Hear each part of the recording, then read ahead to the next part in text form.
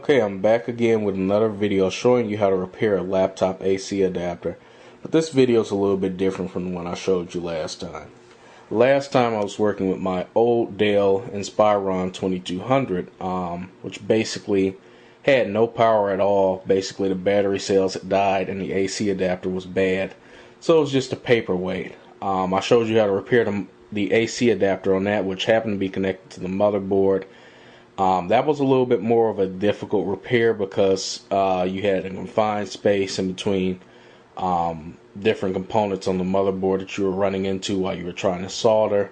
And you actually had to remove all the components of the computer to extract the motherboard, which was a little bit more difficult to do than what we're going to be doing today.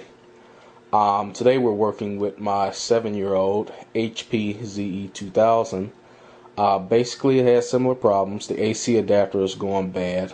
For some reason, even though it's 7 years old, the battery still works in it. I'm surprised at that. But like I said, the AC adapter, it's a little bit easier to repair on this, but I mean, it had a lot more damage than that Dell. Basically, this one completely stopped working. But before it did, it would get very hot. When it was shorting out, sort of melted the plastic around here. Honestly surprised it didn't catch on fire.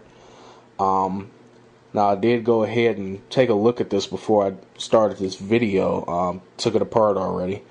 And basically the problem is that the stem at the back has a connection to an actual circuit on that little intermediate connection in between the motherboard and where you plug in this cord.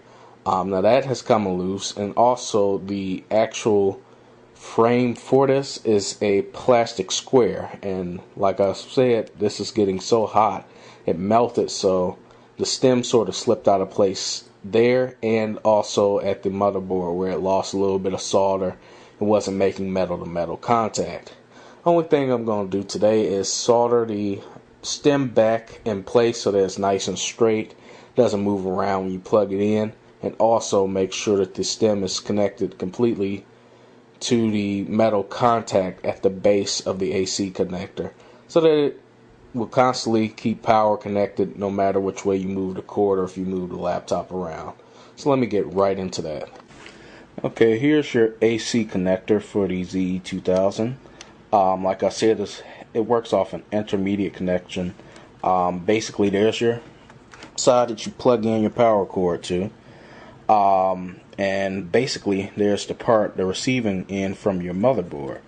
After removing the two screws, basically it just slides out, and as you can see, it actually is a separate AC connector to connect to the motherboard.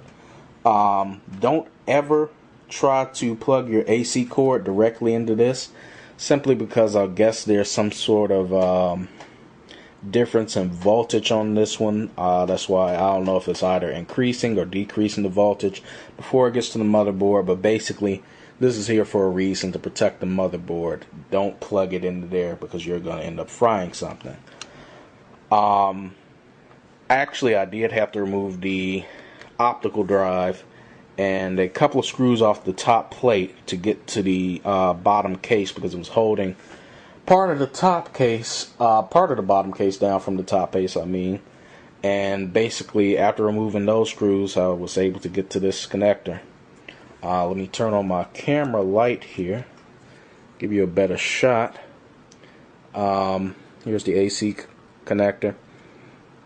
That's usually where it goes bad. If I can get it focused here, you can see I did a little patchwork. This specific connector is the one for the stem at the back. That's usually what goes bad. When this connector gets hot, the plastic holding the stem in place basically melts, and when you plug in your cord, this moves back and you're not getting the right type of connector. Okay, here's the finished product. It's not pretty, but definitely works. Basically what you want to do is make sure the stem has no room to move backwards and forward. So I put a giant glob of solder on the back of the stem, also all the way down to the connection to the motherboard for the stem, which was the problem with this AC adapter. I also made sure to put a little bit overlapping on each one of the corners so the stem is securely in the center as it should have been from the factory before it was wiggling all out of place. It's not pretty like I said, but if you don't want to go through the trouble of doing this, you can go ahead and buy the part number. For those of you who don't have this number, is right here. Hopefully you can see that. CD3B 33CT2P B0004. There's 88. I don't know what those numbers mean, simply because I decided to do this myself rather than buy the AC adapter. But I'm just going to plug it in and test it. Actually, let me flip it back over first. Now, you don't need the hard drive or anything in just to test it. I mean, it's fairly simple. You just press the power button and make sure it comes on. Make sure your battery's not in, because you want to make sure that the thing is actually working. Press the power button right here. Whoops, that's a screw, not a power button. So you can see the power light comes on. HP, yes, it's reading error messages because the hard drive or nothing is in there. As you see, I'm shaking it. There's no battery in here. I'm moving it all around, and it works. Let me go ahead and get the computer back together. But first, before I do that, this would be a great opportunity to take a can of compressed air, go around, clean out all the dust from your motherboard. Just hold your finger against the fan so it doesn't overspin and damage itself when you're cleaning out the dust from that. Also, it's a good idea to take the heatsink off of the processor and video card.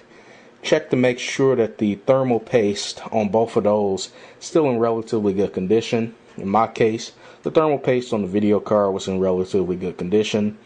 There was hardly any thermal paste on the processor, and it was pretty cruddy and dried out, so I went ahead to see if I can find it. Oops.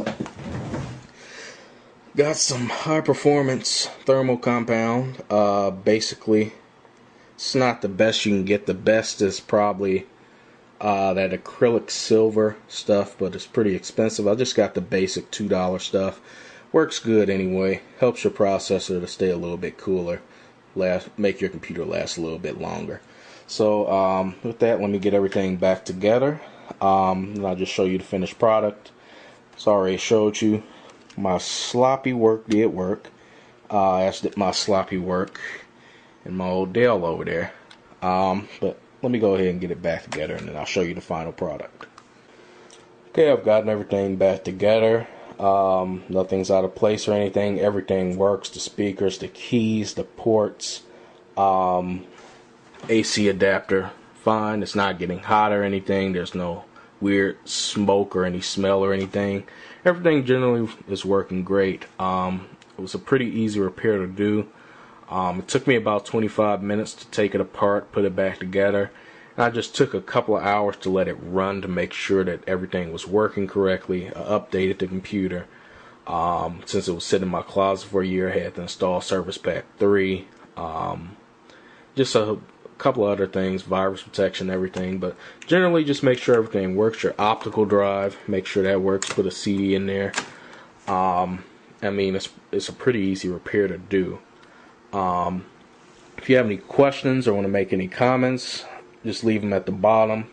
If you want to see videos like this and more on my page, you can click the subscribe button to get automatic updates. And if you want to check out some more of my videos, just click on the name and you'll be able to